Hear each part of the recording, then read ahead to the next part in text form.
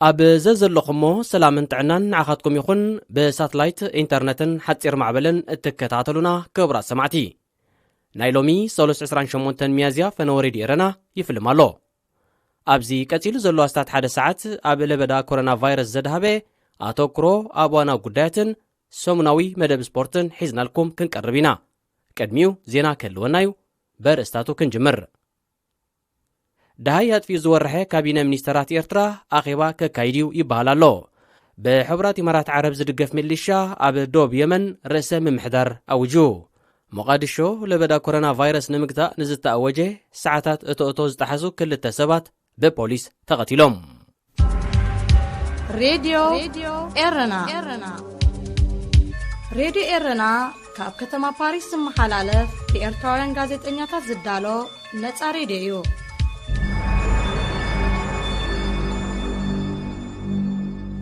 ዜና ብዝርዝር ሒዘልኩም ቀሪበ ዘለኹ ኣማንኤል ግርማየ። ህዝብታት ዓለምና ብለበዳ ኮሮና ቫይረስ ኣብ ሻቕሎት ተሸሚሞሙሉ ኣብ ዘለዉ እዋን መንግስታት ዜጋታቶም ንምርግጋእን ኣብ እዋን ለበዳን ድሕሪ ለበዳን ዝህሉ ማሕበረ ቁጠባዊ ፖሊስታትን ኣብ ምግላፅን እዮም ዝርከቡ። በንጻር እዚ ግና መንግስቲ ኤርትራ ብዘይካታ ፕረዚደንት ኢሳያስ ብ18 ሚያዝያ ዘመሓላለፈ ሓፃር መልእኽቲ ደሃዩ ኣጥፊኡ ዘሎ። ብፍላይታ ኣብዚ ኣገዳሲ እዋን ዕለታዊ መግለፂታት ክትብ እትፅበያ ሚኒስተር ጥዕና ኣምና ኑር ሕሰን እዚ ለበዳ ካብ ዝተኣወጀሉ ዕለት ዘጊት ዝኾነ ሓበሬታ ክትብ ናብ ህዝቢ ኣይቀረበትን። ህዝቢ ካብ ኣባላት ካቢነ ሚኒስተራት ተስፋ ዝቆረፀን ካብ ኣኼባታቶም እውን ዝኾነ ነገር ዝፅበን እኳ እንተዘይኮነ ኣብዚ ናይ ለበዳ እዋን ንልዕሊ ወርሒ ደሃዮም ምጥፍኡ ግና ክቕልድን ክዋዘን ይስማዕ ምህላው ነዚ ሓበሬታ ዝለኣኽ ወገናት የረዱ። ኣብ ዘካይዶ ኣኼባታት እንትርፎም እንቅስቃሳቱ ደሃዩ ተሰሚዑ ዘይፈልጥ ካቢነ ሚኒስተራት ኤርትራ ህዝቢ ንዘጋውሑ ዘሎ ወረታት ዋዛን ቀልድን ንምብርዓን ዝዓለመ ኣኼባ ከካይድ መዲቡ ምህላው ድማ እቲ ሓበሬታ ብተወሳኺ የገንዝብ። እንተኾነ እቲ ኣኼባ ዝካየደሉ ዕለት ብንጹር ኣይተጠቕሰን። ብሕቡራት ኢማራት ዓረብ ዝድገፉ ሚሊሻ ካብ የመን ዝተነጸለት ርእሰ ምምሕዳር ዶብ የመን ኣውጆም። እቶም ብመሰጋገር ባይቶ የመን ዝፍለጡ ሚሊሻ ብ25 ሚያዝያ ነቲ ኣዋጅ ድሕሪ ምሕላፎም ኣብ ስደት ዝርከብ መንግስቲ የመን ኹን ነዝበዝሐ ክፋል የመን ተቖጻጺሩ ዝርከብ ሑቲ ነጺጎም ኣለዉ። ብስዑድ ዓረብ ዝምራሕ ናይ ልፍንቲ ሓይሊ እውን ነቲ ኣዋጅ ከም ዘይቅበሎ እኳ እንተፍለጠ እቶም ሚሊሻ ብሕቡራት ኢማራት ዝድገፉ ምስ ምዃኖም ኣብ መንጎ ስዑድን ኢማራትን ዘይምትእምማን ክኽትል ከም ዝኽእል ይትንተን። ሕቡራት ኢማራት ዓረብ ኣብ ኤርትራን የመንን ከተሰልጥኖም ከም ጸንሐ ዝተገልጹ ሚሊሻ ዶብ የመን ኣብ ወደባዊት ከተማ ዓደንን ደሴት ሰኮትራን ክዋፈሩ ምጽንሖም ብተደጋጋሚ እዋን ተገሊጹ። ካብ ዝበዝሐ ክፋል የመን ሰራዊታት ሰሓበት ሕቡራት ኢማራት ዓረብ ንሳት ትምውሎም ሚሊሻታት ብምስልጣን ንየመን ኣብ ክልተ ብምግማዕ ኣብ ኩናት ሓድሕድ ንምጽማድ ትሰርሕ ከም ዘለያ ትውቀስ። ካብ 1962 ኣትሒዛ ናብ ደቡብን ሰሜንን ኣብ ክልተ ተገሚዓ ዝነበረት የመን ኣብ 1990 ሓቢራ። ካብቲ እዋን እቲ ክሳብ 2012 ንየመን ዝመርሐ ዓሊ ዓብደላ ሳልሕ ብህዝባዊ ናዕቢ ካብ ስልጣኑ ድሕሪ ምእላዩ ፈኸም ዝብል ዝነበረ ቃልሲ ኣመንቲ ምስልምና ሸዓ ዝኾኑ ሑቲ ኣብታ ሃገር ዓብላሊ ቦታ ሒዙ። ኣብ 2015 ነቲ ንከተማታት ሰንዓን ዓደንን ብምጥማር ንመላእ የመን ኣብ ትሕቲ ቁፅሩ ዘእተወ ሑቲ ንምእላይ ብስዑድ ዓረብን ሕቡራት ኢማራትን ዝምራሕ ኤርትራ ትርከቦ ናይ 35 ሃገራት ልፍንቲ ኣብ ልዕሊ የመን ሰፊሕ መጥቃዕቲ ጀሚሩ። እንተኾነ እቲ ልፍንቲ ከምቲ ዝገመቶ ወተሃደራውን ፖለቲካውን ዓውታት ክሰልጦ ብዘይምኽኣሉ እናተሸራረፈ ናብ ዝባን ስዑድ ዓረብን ሕቡራት ኢማራትን ድሕሪ ምውዳቑ እቲ ኹናት ብፖለቲካን ዲፕሎማስን ንምፍትሑ ጻዕርታት ይካየድ ኣሎ። ካብቲ ከቢድ ሰብኣውን ንዋታውን ክሳራታት ዘስዓበ ኲናት ቀስ በቐስ ሰሓበት ሕቡራት ኢማራት ዓረብ ብገዚፍ ፊናንሳዊ ሓገዝ ክድግፎምን ኣብ ኤርትራን የመንን ድማ ከተሰልጥኖምን ጸንሐት ኣብ ዓደን ዝመደበሮም መሰጋገር ባይቶ ዝተሰምዩ ሚሊሻ ኣብ ዶብ የመን ናይ ገዛ ርእሶም መንግስቲ ክምስርቱ ክደፍኣሉ ምጽንሓ ይግለጽ። ኣብ ሶማል ከተማ ሞቃዲሾ ለበዳ ኮሮና ቫይረስ ንምግታእ ንዝተኣወጀ ሰዓታት እቶእቶ ዝጠሓሱ ክልተ ሰባት ካብ ፖሊስ ብዝተተኮሰሎም ጥይት ተቐቲሎም። እቲ ነቲ ቅትለት ብ25 ሚያዝያ ዝፈጸመ ኣባል ፖሊስ ኣብ ትሕቲ ቀይዲ ኣትዩ ከም ዘሎ ማዕከናት ዜና ካብቲ ሃገር ሓቢረን። ፈደራላዊ መንግስቲ ሶማል ነቲ ካብ ዕለት ናብ ዕለት እናዘየደ ዝመጽእ ዘሎ ብዝሒ መልከፍቲ ኮሮና ቫይረስ ንምግታእ ኣብ ከተማ ሞቃዲሾ ካብ ሰዓታት ናይ ምሸት ክሳብ ወጋሕታ ዝጸንሕ ሰዓታት እቶእቶ ኣውጁ ይርከብ። ሶማል ብኮሮና ቫይረስ ብውሕዱ ክልተ ሰባት ክሞቱ እንከለዉ ናይ ዝተለኽፉ ብዝሒ ድማ 390 በፂሕሎ። ሓያሎ ሃገራት ተመሳሳሊ ኣዋጃት ኣብ ግብሪ ድሕሪ ምውዓለን መነባብሮ ዝጸገሞ ህዝቢ ክጥሕሶ ስለ ዝተረኣየ ሓይልታት ጸጥታን ፖሊስን ክሳብ መቕተልቲ ዝበጽሕ ስጉምታት ክወስዱ ይረኣዩ ምህላዎም ተጣበቕቲ ሰብኣዊ መሰላት በብወገኖም የመልክቱ። ዜና ኣብዚ ተፈጺሙሎ ቀጺሉ ኣተኩሮ ኣብ ዋና ጉዳያት ክቐርብ እዩ። ደጊመ ምክትታልኩም እናዓደምኩ ናብ ኣዳላዊኡ ኣቶ ክብሮም ዳፍላ ከሰጋግረኩም። ሬድዮ ኤረና ሬድዮ ኤረና ካብ ከተማ ፓሪስ ዝመሓላለፍ ብኤርትራውያን ጋዜጠኛታት ዝዳሎ ነጻ ሬድዮ እዩ።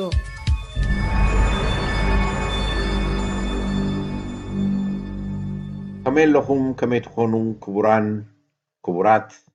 ደቂ ሃገረይ ኣብ ውሽጢ መጻኢን ዘለኹም ብፍላይ ኣብዚ እዚ ለበደ ሕማም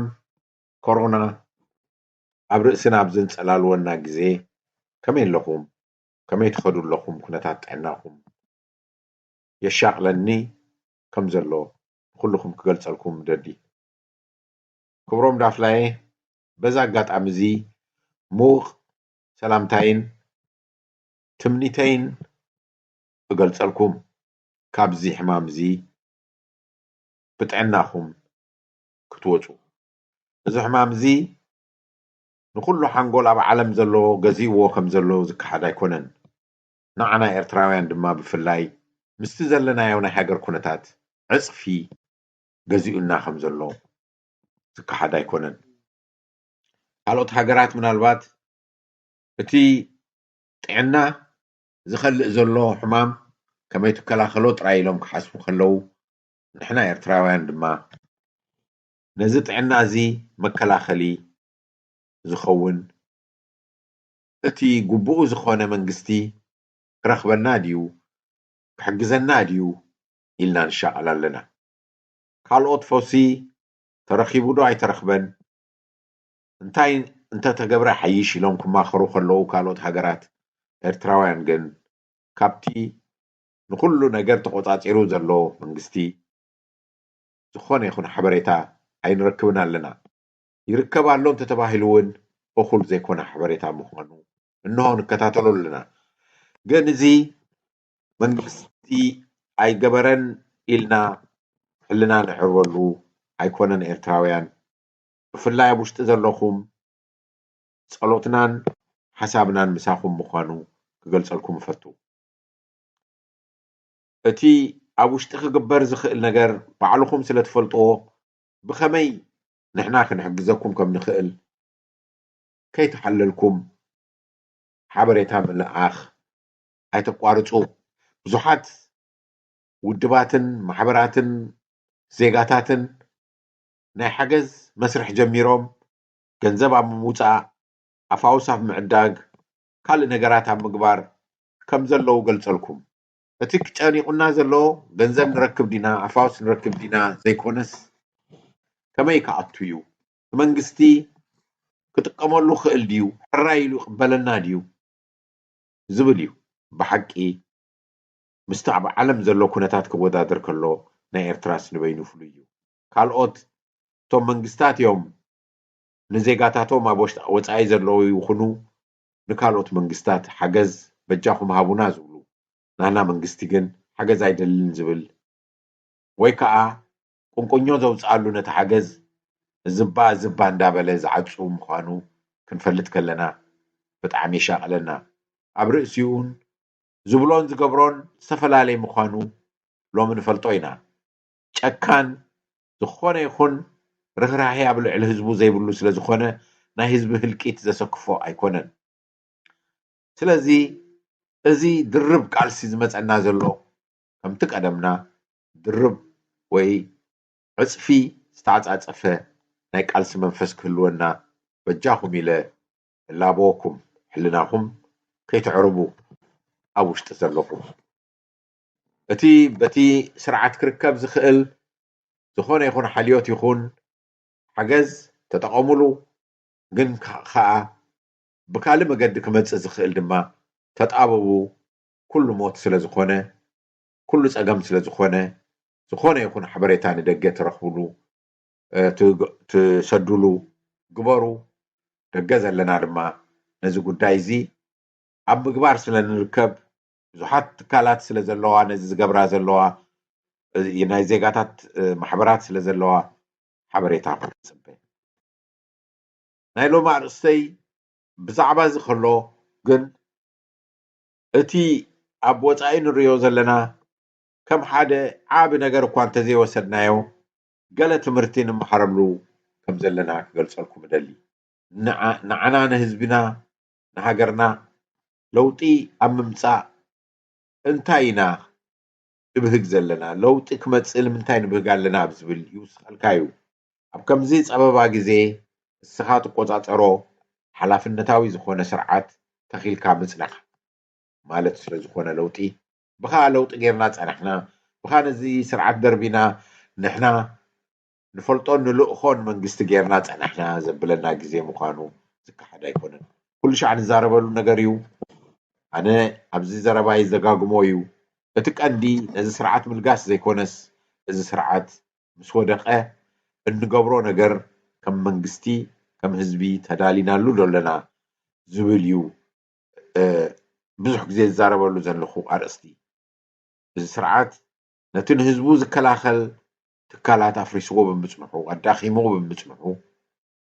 ኣብ ከምዚ ናይ ኮሮና ለበዳ ብዝመፀሉ ግዜ ህዝቢ ብዘይ መንግስቲ ብዘይ ሓደ ዝመርሖ ዝተኣማመነሉ መንግስቲ ዘይምፅንሑ ሓደ ትምህርቲ ሂቡና ኣሎ ሕጂ እውን ብኮሮና ተፈቲንና ኣለና ብካልእ እውን ንህዝቢ ኤርትራ ክንፍተን ኢና ነቲ በትሪ መንግስቲ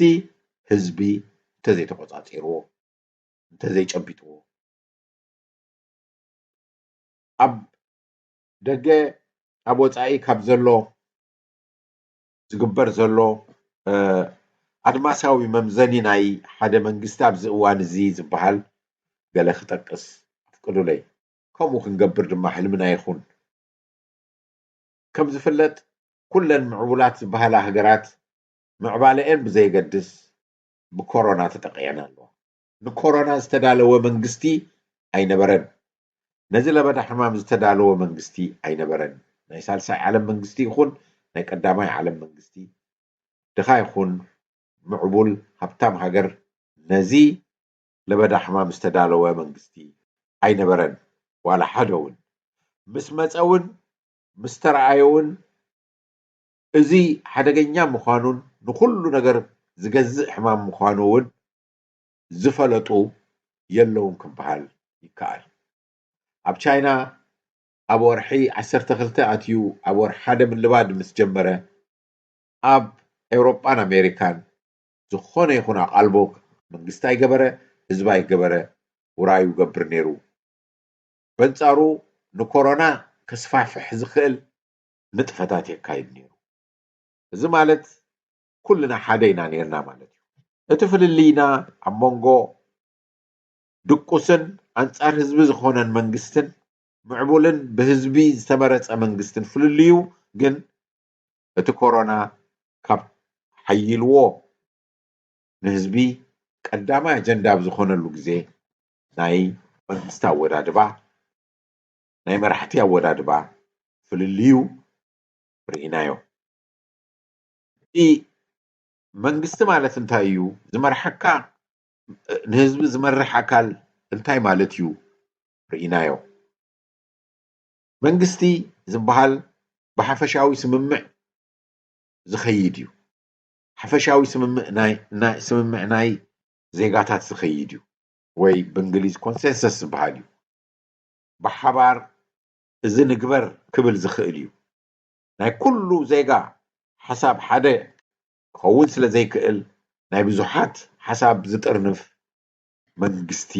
እዩ ብሉፅ መንግስቲ ዝበሃል እዚ ንኩሉ ዜጋ ሂቡ ካብኡ እቲ ዝሓሸ ዝወስድን እቶም ኣንጻር ሓሳብ ዘለዎም ኣብቲ ዝበዝሐ ሓሳብ ዘሎ ከም ዝኣቱ ናይ ምግባር ክእለት እዩ ንሓደ መንግስቲ መምዘኒኡ ዝኸውን ንሱ ንርኢ ኣለና ኣብ ውሽጢ ወርሒ ዘይመልእ ግዜ እቶም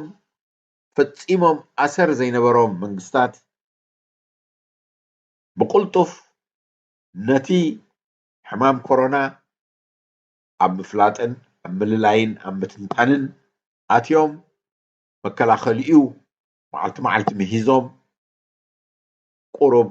ሩፍታ ነቲ ህዝቦም ክህቡ ኣብ ዝኽእሉ ደረጃ የብፅሕዎ ኣለዉ መንፋዓት ናይቶም መንግስቲ ድዩ ኣይኮነን መንፋዓት ናይቲ ተሰማሚዕኻ ናይ ምስራሕ ባህሊ እዩ እዚ ባህሊ ፖለቲካዊ ባህሊ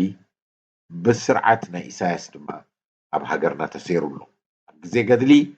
እቲ ዝለዓለ ጠርዙ ዝበፅሐ ህዝቢን ዝመርሖን ብሓደ ኮይኑ ብሓደ ድምፂ ዝኸደሉ ግዜ ኣጥፊእና ሎሚ ዝኾነ ይኹን ሓበሬታ ኣብ ህዝቢ ዘይበፅሕ ህዝቢ ድማ ፋሕ ጭንግራሕ ከም ዝኣትዉ ናይ ምግባር ፖሊሲ ገይሩ ሎሚ ክንከፍለሉ ኢና هذه إذاعة إرنا هنا إذاعة إرنا الدولية እዚ መንግስቲ ኣብዚ ግዜ እዚ እንታይ ኣብ ዝገብሩ ዘለዉ እንተኢልና ገለ ሓፈሻዊ ኣረኣያታት ኣብ ኩሉ ሃገር ንርኢ ኣለና ቅድም ቀዳድም ክንፈልጦ ዘለና ነፍሲ ወከፍ ሃገር ናታ ውሳኔ ትገብር ምህላዋ እዩ እዚ ተራእዩ ኣይፈልጥን እዩ ዳርጋ እውን ተገራጭ ኣሎ ምስታት ተሓሳስቦኦም ይበሃል እሞ ነንሕድሕደን ሃገራት ክበኣሳ ጀሚረን ኣለዋ ኣብ ፈረንሳ ዝግበርን ኣብ ጥልያንን ኣብ ሆላንድን ኣብ እንግሊዝን ኣብ ኣሜሪካን ዝተፈላለየን ዝተገራጨውን ኮይኑ ምኻዱ ኣሰንቢድዎ ኣሎ ንህዝቢ ንምንታይ እንተበልና ግን መንግስታት ምስ ህዝበን እየን ዝሰርሓ ዘለዋ ምስ ስምዒት ህዝበን እየን እምበር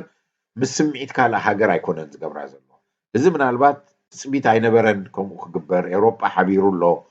ናይ ምዕራብ ዓለም ሓቢሩ ኣሎ በሃል ነይሩ እሞ ሎሚ ሓቢረን ይሰርሓ ኮና ተባሂሉ ነይሩ እሱ ኣይተበፅሐን ግን ነፍሲ ወከፍ ሃገር ግን ናቱ ናይ ዜጋታቱ ረብሓ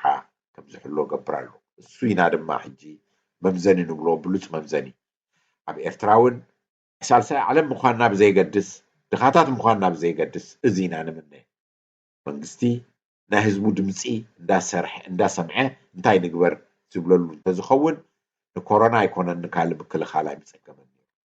እምበኣር ኣብዛ ንእሽተይ ሆላንድ ትበሃል ሃገር እየ ዘለኹ ኣብኣ ድማ ትግበር ዘላ ምናልባት ኣብነት ንከም በዓል ኤርትራ ዓይነት ክኸውን ይኽእል እዩ ንዘይትፈልጡ ሆላንድ ሲሶ ናይ ኤርትራ ኣይትኸውንን እያ ብስፍሓት ናይቲ ሃገር ተወሲድና ኣብዛ ንእሽተይ ሃገር ግን 17 ሚልዮን ህዝቢ ይነብር ኣሎ ስለዚ ኣብ ጣዕቂ ህዝቢ ተመርኮሰ ሕማም ከም ናይ ኮሮና ክመፅእ ከሎ ዓብ ብድሆ ከም ዘለዋ ዝፈለጠት ሃገር እያ ግን ነዚ ሕማም ንምክልኻል እንታይ ንግበር ክበሃል ከሎ ግን ናይ መጀመርያ እቲ ትካላት ምፅንሑ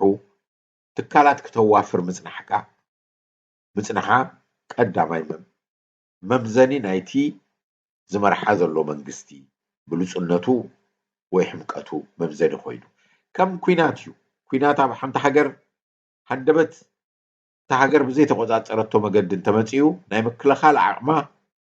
ከመይ ጌራ እያ ቀልጢፋ ተኽትቶ መምዘኒ እዩ ኣብዚ ናይ ኮሮና እውን እሱ እዩ እቲ ሕጂ ከም ህዝቢ ንፈልጦ ዘለና እንታይ እዩ እኹል ሓበሬታ ንህዝቢ ናይ ምሃብ ክእለት እዩ እቲ ሓበሬታ ከም ቀደሙ ዝፍለጥ ኣይነበረን ከም ቀደም ኣይኮነን እቲ ሓድሽ ሓበሬታ ከመይ እዩ ዝርከብ ክበሃል ከሎ እተን ትካላት ዝፀንሓየን ኣብዚ ህፁፅ ግዜ ከምዕብላ ዝጀመራ ንነብሰን ከልዕላ ጀሚረን ማለት እዩ ስለዚ ኣብ ውሽጢ 2 ወርሒ ኣብ ዘይመልእ ግዜ ሎሚ እኹል ሓበሬታ ንህዝቢ ብምሃብ ነቲ ህዝቢ ናይ ምርግጋእ ክእለት ኣጥርዩሎቱ መንግስቲ እዚ ስለ ዘጥረየ ድማ ክብሪ ናይቲ ህዝቢ ይረክብ መራሒ ይኹን እቶም ሚኒስተራት ይኹኑ ክብርን ደገፍን ይረክባሉ ኣብ ካልእ ግዜ ኣብ ሰላም ግዜ ዝበኣሳ ዝነበራ ሰልፍታት ፖለቲካዊ ሰልፍታት ሎሚ ኣብ ትሕቲቲ ዝመርሖም ዘሎ መንግስቲ ክሰርዓ ህዝቢ የገድደና ኣሎ ክስርዓ ንመራሕ መንግስቲ ይኹን ነቶም መራሕቲ ድማ ሙሉእ ኣድናቆትን ሞራልን ምእዙዝነትን ብምሃብ ይመርሑ ኣለዉ እዚ ክትርኢ ከለኻ ክብሪ ናይ ሓደ መንግስቲ ካብ ህዝቡ ዝመፅእ ህዝቢ ብትካላቱ በቲ ዘቆሞ መንግስትን ትካላትን ድሮ ይተኣማመን እንተፀኒሑ ጥራይ እዩ ክገብርዎ ክእሉ እዮም እንተኢሉ ጥራይ እዩ መንግስቲ ድቁስ መንግስቲ ካብ ህዝቢ ዘይተመረፀ ብሃንደበት ዝመፀ እንተኮይኑ ግን ኣብ ከምዚ ዓይነት ግዜ ንህዝቡ ከገልግል ኣይበቃዕን እዩ ገምጋማት ምትእምማን ገምጋማት ክህብ ከሎ ዝስማዕ ዘሎ መንግስቲ ምትእምማን መንግስትን ህዝብን ስለ ዘሎ እዩ ኢድ ምድርባይን ምፅርራፍን ንጎኒ ዝገድፍ ፖለቲካዊ ባህሊ ስለ ዝማዕበለ እዩ ካባና ሒሾም ኣይኮኑን ናትና ባህሊ ካብ ናቶም ባህሊ ዝሓምቕ ኮይኑ ኣይኮነን እንታይ ደኣ እቲ ምትእምማን መንግስትን ህዝብን ስለ ዝፀንሐ እዩ ዴሞክራሲያዊ ስርዓት ስለ ዝፀንሐ እዩ ኣነ ዝመረፅክዎ ሰብ እዩ ኣብቲ መንግስቲ ዘሎ ወይ እቶም ዝመርሑኒ ዘለው ባዕለይ ዘደየብክዎም ዝመረፅክዎም እዩ ዝብል ኣተሓሳስባ ወይ ፖለቲካ ስለ ዝፀንሐ እዩ ብግብሪ እውን ግበር ስለ ዝነበረ እዩ ስለዚ ሎሚ እቲ ኣዋጣሪ ግዜ ኣብ ዝመፀሉ ግዜ ነቶም ባዕሎም ዝመረፅዎም ከኽብሩ ግድነት እዩ ከም ኣብ ሃገርና ዘሎ ዘይንፈልጦ ንረብሓ ህዝቢ ድማ ኣይሕሉን እዩ ተባሂሉ ዝተገምገመ መንግስቲ ሎሚ ክብሪ ክረክብ ኣብ ህዝቢ ኣይክእልን እቲ ዝተዋግአን ዝተሰውአን ክብሪ ናይ ህዝቢ ድማ ዘጥረየን ኣይኮነን ኣብ መንግስቲ ዘሎ እቲ ዝኣስርን ዝቐትልን ቆልዑ መንእሰያት ክስደዱ ከለዉ ዝስሕቅን ገንዘብ ህዝቢ ከም ናይ ወርቂ ኣታዊ ዝሰርቅን ኣበይ ከም ዘሎ ዘይፍልጥን መንግስቲ እዩ እሱ ስለ ዝኾነ ሎሚ ኮሮና ስለ ዝመፀ ኣብ ቴሌቭዥን ቀሪቡ ክዛረብ እንተጀሚሩ እውን ህዝቢ ከኣምኖ ኣይክእልን እዚ ፍልሊ ኣብዚ ትሪኦ ኣብ ኤርትራ ኣዝዩ ጎዲሉ ዘሎ ካልኣይ ኣብ ደገ ትሪኦ ክብሪ ወይ ከዓ ሓድሽ ተሪኦ ምትኳር ኣብ ሓሳባት እምበር ኣብ ሓሳባትን ኣብ መርትዖታትን እምበር ኣብ ሰብ ኣብ ውልቀ ሰብ ዘይምዃኑ እዩ ውልቀ ሰብ ካበይ መፂኡ ኣበየናይ ቦታ ዝመፀ እዩ እንታይ እዩ ኣብ ውሽጡ ዝሓስብ ዘሎ ምስ በዓል መን እዩ ዝኸይድ ዝብል ኣይኮነን ዝነግስ ኣብዚ እቲ ዝነግስ እቲ ሰብ ዘውፅኦ ሓሳብ ትንታኔ ብኡ ይምዘን ምትኳር ድማ ኣብ ሓሳባትን መርትዖታትን ጥራይ እዩ ተደኣ ፅቡቅ ኮይኑ ይምጎስ ተደኣ ፅቡቅ ዘይኮይኑ ድማ ይእለ እዚ ካልኣይ እዩ ሳልሳይ ካብ ጌጋታት ናይ ምምሃር ፖለቲካዊ ባህሊ እዩ ኮሮና ብዙሕ ጌጋታት ኣቃሊዓ ኣላ ኣብቲ መንግስታዊ ኣካል ከመይ ገይሮም ዘይረኣይዎ እዚ ኣብ ቻይና ክቅልቀል ከሎ እዚ ሕማም እዚ ኣባና እውን ክመፅእ እዩ ኢሎም ምድላው ስለምንታይ ዘይገበረ መንግስቲ ዝብል ሕሜት ኣዝዩ ብዙሕ ኣሎ እሱ ጥራይ ኣይኮነን ኣብ ነፍሲ ወከፍ ሃገር ብፍላይ ኣብ ሆላንድ ድማ ናይ ኩዕሶ ውድድራት ይኹን ገለ በዓላት ብዙሕ ህዝቢ ዝእከበሉ በዓላት ክግበር ኣፍቂዱ ኣብቲ ክኽልከለሉ ዝግባእ ዝነበረ ግዜ ማለት እዩ ሽዑ ተኸልኪሉ እንተዝኸውን ነይሩ እዚ ማለት ወርሒ ቅድሚ ምትኳስ ናይ ኮሮና ለበዳ ገይርዎ እንተዝኸውን ነይሩ ናይ ክንደይ ሰብ ሂወት ምድሓነ ነይሩ ሸለል እዮም ኢሎም ሞ ዝበሃል ሓቅታት ወፂኡ እዩ እዚ ግን ካብ ጌጋታትና ንምሃር ኣብ ዝብል እዩ ኣብፅሕዎም ሽዑ ሸለል ዝበልናዮ ሓቂ እዩ ኣይረኣናዮን ሕጂ ግን ከምዚ እንተገበርና ይሓይሽ ክብል ከሎ ህዝብን መንግስትን ብሓደ ምዝራብ ይለምድ ኣብዚ ፋሕ ጭንግራሕ ዝኣትዎ ኣተሓሳስባ እሞ ዓይኒ ቅድሚት ዓይኒ ድሕሪት ከም ትኸውን ዝገብር ኣተሓሳስባ ይውገድ በዓሉ ጌጋታት ምዕራም ካብ ጌጋታት ንምሃር ዓብይ ፖለቲካዊ ፀጋ እዩ ብዛዕባ ዝሓለፈ እንዳላዓልካ በዓል ክስቶ እዮም ገይሮሞ በዓል ክስቶ ከምዚ እንተዘይገብሩ ነይሮም እቲ ምትእኽኻብ እዚ ካሊኡ ሓሳቡ ንከምዚ ኢሎም እዮም እምበር ተጋጊዮም ኣይኮኑን ፈሊጦም እዮም ዝበሃል እዚ ንፖለቲካ ሃገር ዘዳኽም ክደፎ ኣብ ደገፍቲ ስርዓት ኢሳያስን ተቃወምቲ ስርዓት ኢሳያስን ገዲፍካ ኣብ ውሽጢ እቲ ተቃውሞ ነቲ ተቃውሞ ዘዳኽሞ ኣብ ውሽጢ እቲ ደጋፋይ ነቲ ምድጋፍ ዘዳኽም ንምሙሉ ህዝቢ ኤርትራ ዘዳኽመ ፖለቲካዊ ባህሊ እዩ ካብ ጌጋታትካ ተማሂርካ ሓድሽ ነገር ናይ ምፍጣር ክእለት ዘይምጥራይ እዚ ንሪኦ ኣለና ኣብዚ ኣብ ውሽጢ ወርሒ ካብ ወርሒ 15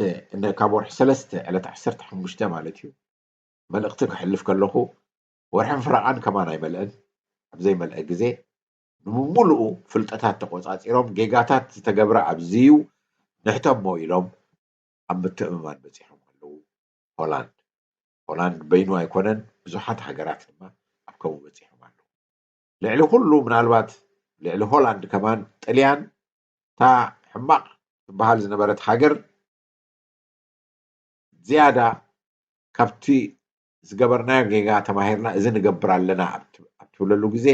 ናይ ሙሉእ ህዝቢ ደገፍ ረኺባ ትኸይድ ኣላ ጣልያን ንመንግስቶም ኣብ ምኽባር ዝፍለጡ ህዝቢ ኣይነበሩን ኩሉ ሻዕ ምጥርጣር ዘለዎም ኣብ ልዕሊ መንግስቶም እዮም ሎሚ ግን ጌጋ ተመሊስካ ምፅብፃብን ኣብኡ ጠጠው ምባልን ስለ ዘይዋፅእ ንቅድሚት ዘኺደና ሓሳባት እዚ መንግስቲ ኣምፂኡሎ ንኺድ ኢሎም ክኸዱ ትሪኦም ኣለ ሬድዮ ኤረና ናፃ ድምፂ ኤርትራውያን ሬድዮ ኤረና ናፃ ድምፂ ኤርትራውያን እቲ መንግስቲ ጌጋታቱ ተቐቢሉ ድማ ምዃኑ ዓብዪ ፍሉይ ነገር እዩ ህዝቢ ጥራይ ንኺድ ኢሉ ነቲ መንግስቲ ምሒሮ ኣይኮነን እቲ መንግስቲ እውን እቲ ጌጋ ጌርናዮ ኣለና እዩ ኢሉ ምክንያቱ እቲ ፖለቲካዊ ባህሊ ኣብዚ ግዜ እዚ ከምኡ ስለ ዘገድድ እቲ ራብዓይ ንሪኦ ተሪኦ ሓድሕድ ምክብባር እዩ እስቲ ቅድም ዝበልክዎ ሓድሕድ ምምስጋን ኣበርክቶ ንዝገበሩ መራሕቲ ድማ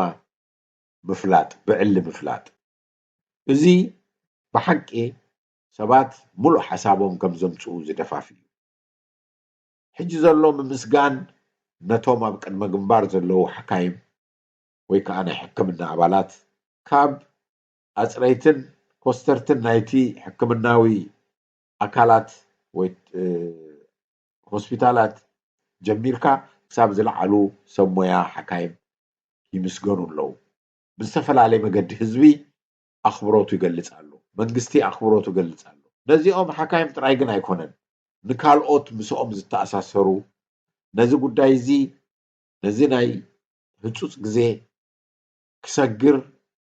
ህዝቢ ዝተፈላለየ ኣበርክቶ ዝገብሩ ፖለቲከኛታት ከይደቀሱ ዝሰርሑ ዘለዉ መራሕቲ ፖለቲካ ሾፌራት ካልኦቱን ሰባት እናተጠቕሱ ይምስገኑ ኣለዉ ኣጀኹም ይበሃሉ ኣለዉ መምሃራን በፃሕቲ ገዛ ንሕሙማት ዝበፅሑ ናቶም ሂወት ሰዊኦም ንካልኦት ከሕውዩ ዝኸዱ ዘለዉ ተራ ሰባት ተራ ዜጋታት ይምስገኑ እዚ እዩ ሓደ ባህሊ ድማ ፈጠርዩ ዘሎ ምጥርጣር ዘይኮነስ ንነብስኻ ምሕባእ ዘይኮነስ ወፂኢኻ ምዝራብን ብምስጋንን ምክብባርን ሓደ ካብቲ ንሪኦ ዘለና እቲ ካልእ መራሕቲ ስራሕ ዝኾኑ ኣብ ዝተፈላለየ ፀፍሒ ዘለዉ ሕጊ ዝህቦም ስልጣን ተኸቢሩ ክኸይድ ምርኣይ እዩ ሎሚ ግዜ መራሕቲ ሃገር ምዃን ዳርጋ ትፅረፈሉ ዘለኻ ኩነታት እዩ ተፈጢሩ ብኮሮና ዘይኮነስ ብቅድሚኡ ዘሎ ኣብ ሎሚ እዋን ግን እዞም ዘቃልልዎም ዝነበሩ መራሕቲ ሕጊ ዝህቦም ስልጣን ህዝቢ ይኹን ካልኦት ሰልፍታት የክብሩሎም ኣለዉ ሎሚ ቀዳማይ ሚኒስተር ዝበሎ ዝገይር ዝበሎ ኮይኑ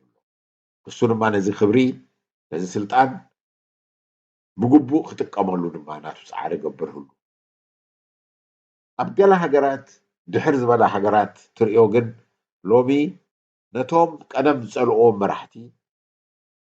ከም ቀደሞም ከቃልልዎም ምክንያቱ ናይ ገለ ፖለቲካዊ ፓርቲ ስለ ዝነበሩ ክኸውን ይኽእል እቶም መራሕቲ ድማ ክብዕልጉ ትርኢ ኢላ ምክንያቱ ሕጊ ንክልቲኡ ዝኣስር ስለ ዘየሎ ኣብዚ ግዜ እዚ ግን ኣብዚ ሃገር ኣብ ጎረባብቲ ሃገራት ናይ ሆላንዱን እዚ ምክብባር ናይ ሕጊ ትርኢ ኢለኻ ግሉፅነት እቲ ሓደ ካልእ መዳይ ናይቲ ምኽባርነት መራሒ መንግስቲ እዩ ግሉፅነት ናይ ተፈጻሚ ኣካል ወይ መንግስቲ ድማ ይረአ ኣሎ ንዝኾነ ሕቶ ኣብ ቅድሚ ጋዜጠኛታት ኣብ ቅድሚ ህዝቢ ቀሪቦም ክገልጹ ይረኣዩ ኣለዉ ንዝኾነ ሕቶ ክምልሹ ይረኣዩ ኣለዉ ንዘይፈልጦ ኣይንፈልጥን ክብሉ ይረኣዩ ኣለዉ ግሉፅነት ፈቲኻ ትገብሮ ዘይኮነስ ኩነታት ዘገድሰካ ምዃኑ ንርኢ ኣለና ህዝቢ ኣኽቢሩካ ኣሎ ግሉፅነትካ ድማ መርኣያ ናይቲ ብቅንዕና ትሰርሕ ምህላውካ ዘርኢ ምዃኑ ሕጂ ምስከራ እቲ መወዳእታ ክብሎ ዝኽእል ድማ ኣብ መምርሒ ሕጋዊ መምርሒ ዘይኮነስ ኣብ ንቕሓት ዝተመርኮሰ ለውጢ ክነምፅእ ኣለና ዝብል ፍልስፍና ምስማዕ እዩ እዚ ንኤርትራውያን ፍሉይ ስምዒት ዝህቦም እዩ ምክንያቱ ብንቕሓት እምበር ብኣስገዳድ ኣይኮናን ሃገር ኣብፂና ንቕሓት ህዝቢ ካብ ገገዝኡ ወፂኡ ኣነ ክገብር ኣለኒ ክስውኣላ ኣለኒ ነዛ ሃገር ክውፈየላ ኣለኒ ኢሉ ዘምፅኣ ሃገር ምዃና ንፈልጥ ህዝቢ ኢና ነዚ ክርኢ ከለና ኣብ ካልኦት ድማ ነድንቆ መራሒ መንግስቲ ናይዚ ሃገር ክህብ ከሎ መምርሒ ተን መምርሒታት ንብዙሓት ዘይሕጉሳ ምዃነን ይገልጽ እሞ እቲ መምርሒ ብፖሊስን ብሕግን ኣይኮናን መፂና ክንከታተለኩም ዋላ እኳ ኣብ ሕጊ ስልጣን እንተለና ህዝቢ ከኣምነሉን ባዕሉ ከተግብሮን ኣለዎ ኣብ ዝብል ኣትዩ እዚ ፍላይ ነዚ ርሕቐት ኣብ መንጎኻ እንዳሓለኻ ኺድ ዝበሃል ሕጊ ሰላም ኣይትበል ኣብ ዝተፈላለየ ነገር ካብ ኮሮና ንምድሓን ዘድሊ ስጉምቲ ውሰድ ዝበሃል ህዝቢ ብንቕሓት ከተግብሮን ሓድሕዱ ድማ ቁፅፅር ክገብርን ይረአ ኣሎ ፖሊስ ከይተፀበየ ወይ ከዓ ንመንግስቲ ከይተፀበየ እዚታት እምበኣር ክትርኢ ከለኻ እቲ ተቐሪቡ ዝፀንሐ ባህሊ ናይ ፖለቲካ ከመይ ገይሩ ይሕግዞም ከም ዘሎ ንርዳእ ንሕና እዚ ኣብ ዘይብልና ኩነታት ምህላውና ግን ተስፋ ክቁርፀና የብሉን ኮሮና ንምጥፋእ ንገብሮ ሓድነትን ምትእምማንን ንካልእ ፖለቲካዊ ለውጢ ክንገብሩን ክሕግዘና ስለ ዝኾነ ብሓባር ነዚ ንቃለሶ ብል ዘኒልኩም ስለ ዝሰማዕኹምኒ የመስግን ክብሮም ዳፍላየ እዚ ወድሓንኩም ሬድዮ ኤረና ሬድዮ ኤረና ካብ ከተማ ፓሪስ ዝመሓላለፍ ብኤርትራውያን ጋዜጠኛታት ዝዳሎ ነፃ ሬድዮ እዩ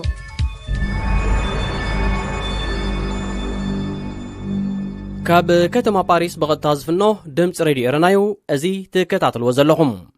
ናብ ሰሙናዊ መደብ ስፖርት ቅድሚ ምስጋርና ቀንዲ ነጥባት ዜና ከዘኻኽረኩም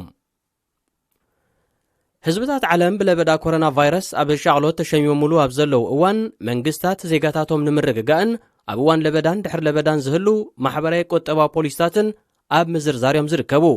በንጻር ዝግና መንግስቲ ኤርትራ ብዘይካታ ፕረዚደንት ኢሳያስ ብ18 ሚያዝያ ዘመሓላለፋ ሓጻር መልእኽቲ ደሃዩ ኣጥፊኡ ዘሎ ብፍላይታ ኣብዚ ኣገዳሲ እዋን ዕለታዊ መግለጺታት ክትህብ እትጽበያ ሚኒስተር ጥዕና ኣምና ኑር ሕሴን እዚ ለበዳ ካብ እተኣወጀሉ ክሳብ ዝዕለት እዚ ዝኾነ ሓበሬታ ክትብ ናብ ህዝቢ ኣይቀረበትን ህዝቢ ካብ ኣባላት ካቢነ ሚኒስተራት ተስፋ ዝቆረፀን ካብ ኣኼባታቶም እውን ዝኾነ ነገር ዝጽበን እኳ እንተዘይኮነ ኣብዚ ናይ ለበዳ እዋን ንልዕሊ ወርሒ ደሃዮም ምጥፎም ግና ክቕልድን ክዋዘን ይስማዕ ምህላው ነዚ ሓበሬታ ዝለኣኽ ወገናት የረድኡ ኣብ ዘካይዱ ኣኼባታት እንትርፎ ምንቅስቓሳቱ ደሃዩ ተሰሚዑ ዘይፈልጥ ካቢነ ሚኒስተራት ኤርትራ ነዚ ህዝቢ ዘጋውሖ ዘሎ ወረታት ዋዛን ቀልድን ንምብርዓን ዝዓለመ ኣኼባ ከካይድ መዲቡ ምህላው እቲ ሓበሬታ ብተወሳኺ የገንዘብ እንተኾነ እቲ ኣኼባ ዝካየደሉ ዕለት ብንጹር ኣይተመልከተን ብሕቡራት ኢማራት ዓረብ ዝድገፍ ሚሊሻ ካብ የመን ዝተነጸለት ርእሰ ምሕዳር ዶብ የመን ኣውጆም እቶም ብመሰጋገሪ ባይቶ የመን ዝፍለጡ ሚሊሻ ብ25 ሚያዝያ ነቲ ኣዋጅ ድሕሪ ምሕላፎም ኣብ ስደት ዝርከብ መንግስቲ የመን ኹን ነዚ በዝሒ ክፋልቲ ሃገር ተቖጻጺሩ ዝርከብ ሑቲ ነቲ ኣዋጅ ነጺጎሞ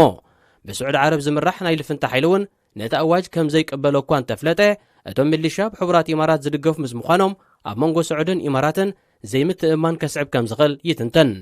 ሕቡራት ኢማራት ዓረብ ኣብ ኤርትራን የመንን ዘሰልጠነቶም ሚሊሻታት ዶብ የመን ኣብ ዓደንን ደሴት ሰኮትራን ክዋፈሩ ምጽንሖም ብተደጋጋሚ እዋን እዩ ተገሊጹ። ኣብ ሶማል ከተማ ሞቃዲሾ ለበዳ ኮሮና ቫይረስ ንምግታእ ንዝተኣወጀ ሰዓታት እቶእቶ ዝጠሓሱ ክልተ ሰባት ካብ ፖሊስ ብዝተተኮሰሎም ጥይት ተቐቲሎም። እቲ ነቲ ቅትለ ዝፈጸመ ኣባል ፖሊስ ኣብ ትሕቲ ቀይዲ ኣትዩ ከም ዘሎ ማዕከናት ዜናት ሃገር ሓቢረን። ፈደራላዊ መንግስቲ ሶማል ነቲ ካብ ዕለት ናብ ዕለት እናዛየደ ዝመጽእ ዘሎ ብዝሒ መልከፍቲ ኮሮና ቫይረስ ንምግታእ ኣብ ከተማ ሞቃዲሾ ካብ ሰዓታት ናይ ምሸት ክሳብ ወጋሕታ ዝጸንሕ ሰዓታት እቶእቶ ኣውጅ ይርከብ። ሓያሎ ሃገራት ተመሳሳሊ ኣዋጃት ኣብ ግብሪ ድሕሪ ምውዓለን መነባብሮ ጸገሞ ህዝቢ ክጥሕሶ ስለ ዝተረኣየ ሓይልታት ጸጥታን ፖሊስን ክሳብ መቕተልቲ ዝበጽሕ ስጉምታት ክወስዱ ይረኣዩ ምህላዎም ተጣበቕቲ ሰብኣዊ መሰላት በብወገኖም የመልክቱ። እዚ ድምፂ ሬድዮ ኤረና እዩ።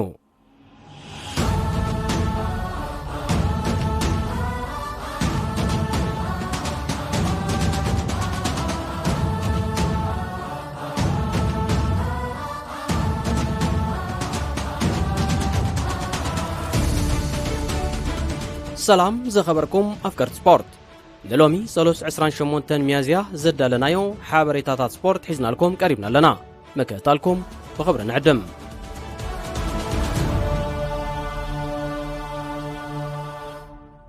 ብራዚላዊ ጠቢብ ኩዕሶ እግሪ ሮናልዲኒዮ ጉቾ ምስ ሓዉ ሮበርቶ ዲኣሲስ ሞሬራን ኣብ ዝሓለፈ ወርሒ መጋቢት ዝተተምየነ ፓስፖርት ሒዞም ብምጽንሖም ኣብ ፓራጓይ ኣብ ትሕቲ ቀይዲ ከም ዝኣተዉ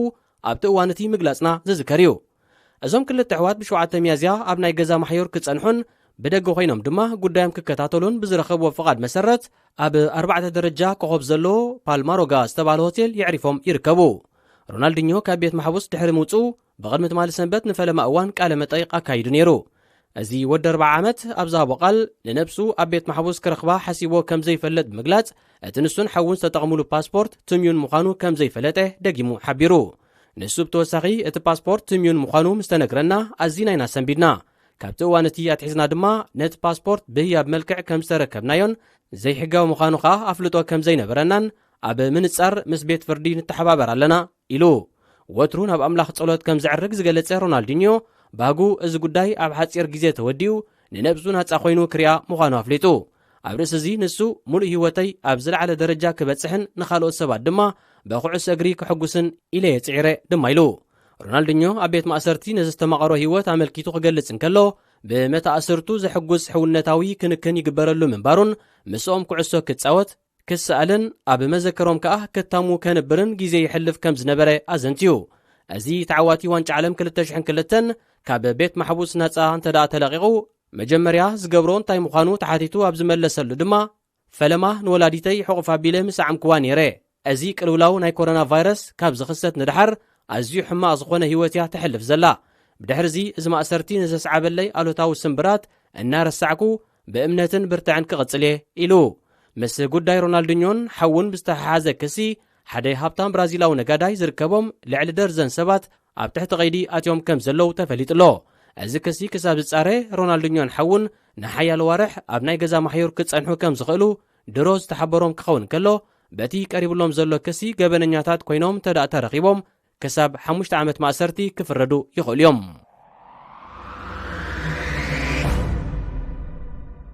ኣብ ዝተፈላለየ ሃገራት ናይ ዓለም ዝካየድ ዝነበረ ውድድራት ስፖርት ብሰንኪ ለበዳ ኮሮና ቫይረስ ካብ ዝቋረጽ ልዕሊ 45 መዓልታት ኣቝፂሩ ይርከብ።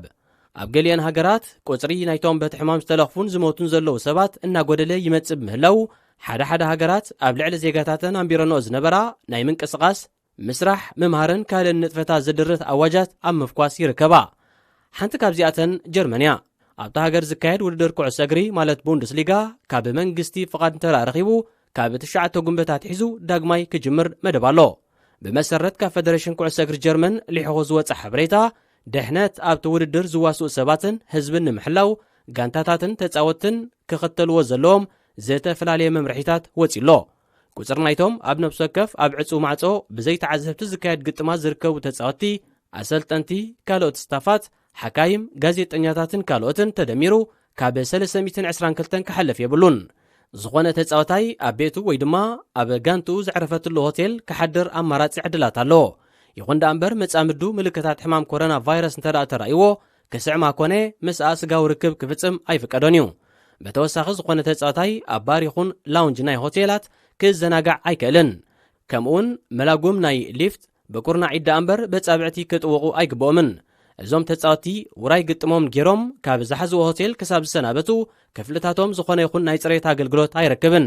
ኣብ ርእሲ እዚ ተጻወቲ ካብ ናይ ልምምድን ግጥማትን እዋናት ወጻኢ ናብ ግዳም ምውፃእ ክእገድዮም ህዝባዊ መጓዓዝያ ካብ ምጥቃሙን ክልኩላት እዮም ንሳቶም ኣብ ሰሙን 2 ግዜ ቀድምን ድሕርን ልምምድ ሕክምናዊ መርመራ ክካየደሎም እዩ ብዘይካዚ ቅድሚ ግጥሙን ንዘለዎም ዓቐን ረስኒ ንምፍላጥ መርመራ ክግበረሎም እዩ ኣብ እዋን ልምምድ ድማ ንሓድሕዶም ብዙሕ ኣካላዊ ምትንኻፍ ከይገበሩ ነጥፈታቶም ክሳልጡ ኣለዎም ናይ ጋንታ ኣኼባታት ኣብ ርሕብ ዝበለ ኣዳራሽ ክሳለጥ እዩ ተጻወቲ ክዳውንቶም ዝቕይሩሉ ይኹን ኣካላቶም ዝሕፀብሉ ቦታ ኣብ ቤቶም ወይ ድማ ኣብ ዝሓዝዎ ክፍሊ ጥራይ ክኸውን ከሎ ዕጥቅታቶም ድማ ብውልቆም ክሓጽብዎ እዮም ተጻወቲ ውልቃዊ ዕላል ካብ ምኽፋትን ንሓድሕዶም ተቐራሪቦም ሕሹኽሹኽ ካብ ምባልን ክቕጠቡ ኣለዎም ጋንታታት ቅድሚ ፀወታ ምጅማረን ኣብ መተሓላለፊ ኮሪደር ጎኒ ንጎኒ ተሰሪዐን ደው ክብላ ኣይከላን ዝትክኡ ተጻወቲ ኣብ መንበር ተቐየርቲ ተፈናቲቶም ወይ ድማ ኣብ ናይ ተዓዘብቲ ቦታ ኮፍ ክብሉን ተፈናቲቶም ድማ ነፍሶም ከውዒን እዮም ናብ ውሽጢ ሜዳ ምስ ነፍሲ ወከፍ ተጻወታይ ዝኣቱ መሪሕ ዕድላት ዝኾኑ ህፃናት ኣይከህልውን እዮም ተጻወቲ መጋጠምቲ ጋንታታት ድማ ንሓድሕዶም የዳዎም ኣይጨባበጡን ናይ ጋንታ ሓባራዊ ስእሊ ድማ ክተርፍ እዩ ደገፍቲ ኣብ ኣፍ ደገ ግጥም ዝካየደሉ ቦታ እንተዳኣ ተኣኻኺቦም እቲ ጾታ ናብ ካልእ እዋን ክሰጋገር እዩ ተጻወቲ ካብ ቦታ ናብ ቦታ ምእንታን ተጨቃጭቆም ከይጓዓዙ ብርኽ ዝበላን መድሃኒት ዝተነጽገለንን ኣውቶቡሳት ክጥቀሙ እዮም ኣባላት ናይታ ኣብ ሜዳ እትጻወት ጋንታ ብናይ ውልቆም መካይን ናብ ሜዳ ክመጽኦም ዝኾነ ተጻዋታይ መርመራ ምስ ተኻየደሉ ብሕማም ኮሮና ቫይረስ ተለኺፉ እንተዳኣ ጸኒሑ ኣብ ክንዲ ምልእቲ ጋንታ እቲ ዝተለኽፈ ተጻዋታይ ጥራይ ንበይኑ ዝውሸብ ክኸውን እንከሎ ብዛዕባ መልከፍቱ ድማ ንማዕከናት ዜና ኣይክሕበርን እዩ እዚ ከምዚ ኢሉ እንከሎ ተጻወቲ ሴሪያ ኢጣልያ ካብ ዝመጽ 4 ጉንበት ጀሚሮም ብውልቆም ልምምድ ክገብሩ ተፈቒድሎም ኣሎ ብዘይካዚ ካብ 18 ጉንበት ንድሓር ብደረጃ ጋንታ ተኣኪቦም ክለማመዱ ቀጠልያ መብራህቲ ተወሊዕሎም ኣሎ ኣብ ካልእ ተመሳሳሊ ዜና ክለብ ኣርሰናል ናይ ፈለማ ናብ ታዕሊም ዝተመልሰት እንግሊዛዊት ጋንታ ብምዃን ብቕድሚ ትማሊ ሰንበት ኣብ መለማመዲ ሜዳ ኮልነይ ልምምዳ ጀሚራ ኣብዚ ዕለት ተጻወትታ ጋንታ ተፈላለዮም ርሕቐቶም ብምሕላው ዝተፈላለየ ምንቅስቓሳት ክገብሩ ከም ዝወዓሉ ተፈሊጡ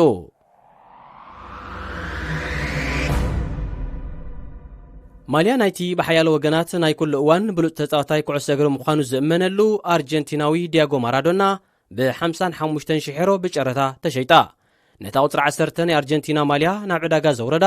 ተጻዋታይ ክለብ ናፖሊ ዝነበረ ኢጣልያዊ ቺሮ ፌሬራ ክኸውን እንከሎ ቅድሚ 33 ዓመታት እዩ ከም መዘከርታ ካብ ወዲ ጋንቱ ዝነበረ ማራዶና ብመልክዕ ህያብ ተቐቢልዋ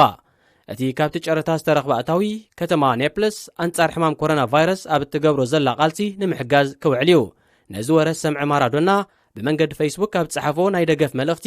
ከምቲ ኩሉ ግዜ ንገብሮ ንክለብ ናፖልን ኔፓሊሳውያንን ብሓደ ሓቢርና ካልእ ኣዝዩ ኣገዳሲ ግጥም ከም ዝዕወቱ ጌርና የቐኒየለይ ቺሮ ብስምዒተይ ደጊም ኣካል ናይዚ ግሩም ዝኾነ ህዝቢ ንክኸውን ስለ ዝገበርካ ኣመና ክብሪ ተሰሚዑኒ ዝብል መልእኽቲ ኣመሓላሊፉ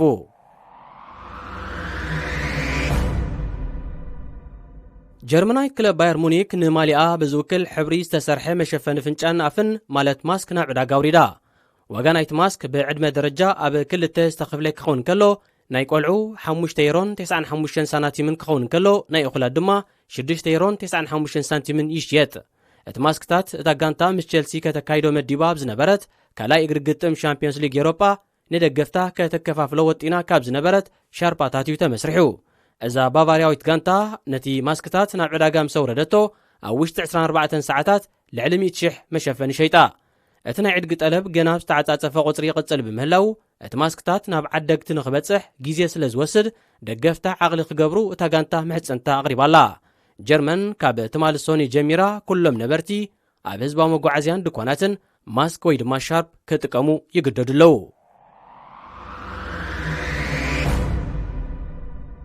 ናይ ክንፊ ተኸላኸላይ ክለብ ሊቨርፑልን ቸልሲን ዝነበረ እንግሊዛዊ ግለን ጆንሰን ኣብ ዝሓለፈ መዓልታት ንናይ ቅድም ኣሰልጠንቱ ኣመልኪቱ ሕቶታት ቀሪቡሉ ነይሩ። ኣብ ትሕቲ ኣሰልጠንቲ ጆሴ ሞሪኖ፣ ሃሪ ሬድናፕ፣ ራፋኤል ቤኒቴዝ፣ ሮድ ሁድሰን፣ ኬኒ ዳልግሊሽ፣ ብሬንዳን ሮጀርስ፣ ስፈንጎራን ኤሪክሰንን ፋቢዮ ካፔሎን ዝተጻወተ ጆንሰን ንእንግሊዛዊ ሃሪ ሬድናፕ ከም ዝበለጸ ዓላሚኡ ክገልጾ እንከሎ ንእስጳኛዊ ራፋኤል ቤኒቴዝ ድማ ኣዝዩ ዝሓመቐ ስልቲ ሰብኣዊ ምሕደራ ዝኽተል ገይሩ ገሊጽዎ።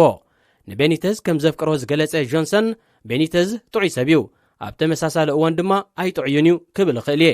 ብእዳው ንመንኮብካ እናሓቆፈን እናተባብዐን ብፍጹም ዓርክኻ ክኸውን ኣይፈትንን እዩ። በዚ ድማየ ኣዝዩ ዝኸፍአ ስልቲ ሰብኣዊ ምሕደራ ዘዘውትር ዝብል ዘለኹ። ነዚ ግን ጥበብ ብዘለዎ ኣገባብ እዩ ዝፍጽሞ። ምስ ዝተፈላለዩ ተጻወቱ እንታይ ዓይነት ኣገባብ ይኽተልን ካብኦም ብሉፅ ውፅኢት ይረክብን ኣጸቢቑ ይፈለጥ እዩ። ፌርናንዶ ቴረዝ ሃትሪክ ሰሪሑ ካብ ሜዳ ተቐይሩ ኣብ ዝወጸሉ ኩላትና ንፉዕ ኣንበሳ ክንብሎን ከለና ቤኒቴዝ ግን ዋላ ሓንቲ ፍሉይ ነገር ከም ዘይገበረ 4 ጎላት ከተእቱ ነይርካ ብ3 ጎላት ዕግበት ክስማዓካ የብሉን ይብሎ። ከምዚ እናገበረ ድማ ንኸይትዛነን ኣበርቲዕካ ከም እትሰርሕን ይገብረካ ብምባል ኣብ ልዕሊ ተሰልጣኒ ዘለዎ ናእዳ ገሊጹ።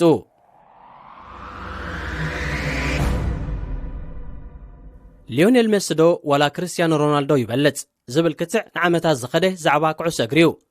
ዝተፈላለዩ ቤተሰብ ስፖርት፣ ደገፍቲ፣ ተጻወቲ፣ ጋዜጠኛታትን ካልኦትን ነናቶም ርእቶታት ይህቡ እዮም። ገሌ ካብ ብሉጻት ኣሰልጠንቲ ዓለምናኸ ንመኖም ዝበለጸ ተጻዋታይ ፕላኔት ገይሮም ኣብ ቅድሚት ይሰርዕዎ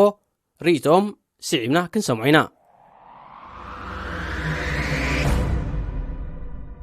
ፈረንሳዊ ኣሰልጣኒ ዚነዲን ዚዳን ምስ ሮናልዶ ኮይኑ ኣብ ሪያል ማድሪድ 3 ዋንጫ ሻምፒዮንስ ሊግ ኤውሮጳ ዝዓተረ እዩ። ዚዳን ክርስቲያኖት ዝበለጸ ተጻዋታ እዩ። ሜሲ ድማ መቐናቕንቲ ኮይኑ ኣብ መንጎ ክልቲኦም ዝንጸባረቕ ህልኽ ኩሉ ኣፍቃሪ ኩዕሶ እግሪ ክርእዮ ዝበግዩ ይብል። ንሱ ወሲኹ ንብሉጽነት ሮናልዶ ዝገልጹ ቃላት ይሓጽሩኒ። ዋላ እኳ ኣነ ኣዝዩ ዕውት ናይ ጸወታ ዘመን ተሕለፍኩ ካባይ ሕርሕራይ ገይሩ ይበለጽ። ብሓጺሩ ክርስቲያኖ ናይ ኩሉ እዋን ዝበለጸ ተጻዋታ እዩ ብምባል ሮናልዶ ካብ ሜሲ ከም ዝበለጽ ይገልጽ።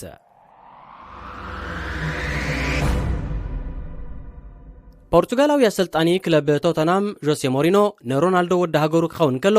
ኣብ 2012 ኣብ ሪያል ማድሪድ እንከለው ሓቢሮም ጽዋእ ላሊጋ እስጳኛ ኣልዒሎም ነይሮም። ሞሪኖ ነዚ ኣልዒልናዮ ዘለና ዛዕባ ክምልስ እንከሎ ንሮናልዶን ሜሲን ምውድዳር ርትዓዊ ኮይኑ ኣይስማዕንን። ሮናልዶ ምሳይ እንከሎ ኣዝዩ ሕጉስ ሰብ ነይረ ክብል እኽእል እየ። ኣንጻር ሜሲ ከምኡውን ሮናልዶ ኣብ ዝገጠም ኩሉ እዋናት ድማ ንጋንታይ ንምሕጋዝን ንምዕዋትን ብዙሕ ይሓስብን ይመራመርን ነይረ ብምባል ክልቲኦም ብሉጻት ከም ዝኾኑ ይምስክር። ስጳኛዊ ዓላሚ ክለብ ማንቸስተር ሲቲ ፔፔ ጓርዲዮላ ካብ 2008 ክሳብ 2012 ምስ ባርሰሎና ኣብ ዝነበረሉ እዋን ንሊዮኔል ሜሲን ብጾቱን ኣሰሊፉ 14 ዋንጫ ዝገፈጠ እዩ። ጓርዲዮላ ብዘይ ጥርጥር ሜሲ እቲ ዝበለጸ ተጻዋታ እዩ። ንሱ ከመይ ጌርካ ከም ዝጽወት፣ ከመይ ጌርካ ጎል ተእቱ፣ ከመይ ጌርካ ድማ ንደቂ ጋንታኻ ተጻወት ብዝግባእ ይፈልጥ እዩ። ኣብ ልዕሊ ክርስቲያኖን ካልኦት ተጻወትን ምስ ዘለኒ ክብረት ሜሲ ኣብ ካልእ ዝተፈልየ ልዑል ደረጃ ዝርከብ ተጻዋታ እዩ ክብል ደፍር ብምባል ንሜሲ ምስ ካልኦት ተጻወቲ ከም ዘይወዳድሮ የነጽር።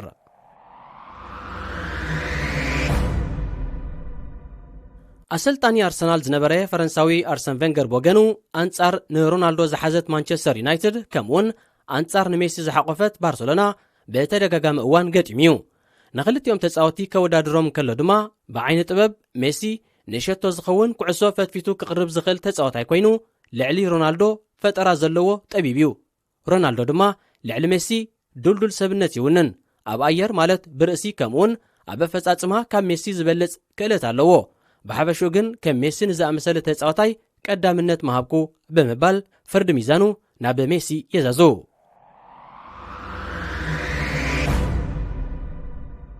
ኣሰልጣኒ ማንቸስተር ዩናይትድ ዝነበረ ስኮትላንዳዊ ሰር ኣሌክስ ፈርግሰን ኣብ 2003 ንሮናልዶ ናብ እንግሊዝ ብምምጻእ ምስኡ 9 ዋንጫ ዝተዓወተ እዩ።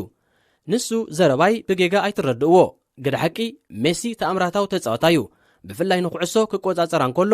ልክዕ ከምዚ ሸበጥ ዝወደየ ኮይኑ ይስማዓካ። እቲ ፍልልይ ንዓይ ሜሲ ተጻዋታይ ባርሰሎና ኮይኑ ሮናልዶ ግን ንሓንቲ ኣብ ታሕተዋይ ደረጃ ትርከብ ጋንታ ንኣብነት ክለብ ስቶክፖርት ሲቲ ወኪሉ እኳ እንተተጻወተ ሃትሪክ ሰሪሑ ክወፅእ ዝኽእል ሓያል ተጻዋታ እዩ። ክርስቲያኖ ብተወሳኺ ብኽልተ እጋሩ ብማዕረ ብዘይ ጸገም ክጻወት ዝኽእል برئس زدمع تبع كمان بسا بحصيرو كل ነገር زمالእ ተጻወታዩ ብምባል ምርጩ ሮናልዶ ምዃኑ ይሕብር። ዲያጎ ሲሞኔ ንሜሲ ወዲ ሃገሩ ኮይኑ ንኣትሌቲኮ ማድሪድ ሒዙ አንጻር ክልቲኦም ተጻወቲ ብዙሕ ዓመታት ገጢምዩ። ካብ ክልቲኦም ክመርጽ እንተዳ ኮይነ ንሜሲ ማሕረኹ ብምባል ሓጺር መልሲ ክህብ እንከሎ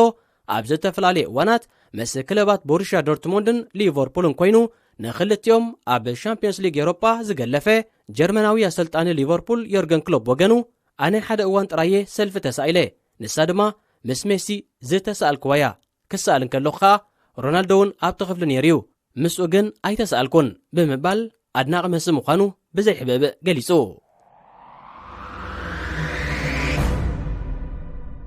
بحفشة قدمنا كم سمعنايو غوارديولا فينجر سيمونين كلوبن دمصهم لميسي كوبن كلو زيدانن فرغسن اندما نرونالدو اقدمهم مورينو خا كاب كلهم بستفالي منجدي دمصو نحدا وسون تصاوتاي كب ايكالن نسخاتكم كي افكار سبورت نمنهم تقدموا امبار زخبركم سمعتنا نلومي تدالي زنبره مدب سبورت ابزي تفصيملو زمت سولوس بخاله تحستو كنساب نرغب نقولنا ببزلنا سلام انتعنان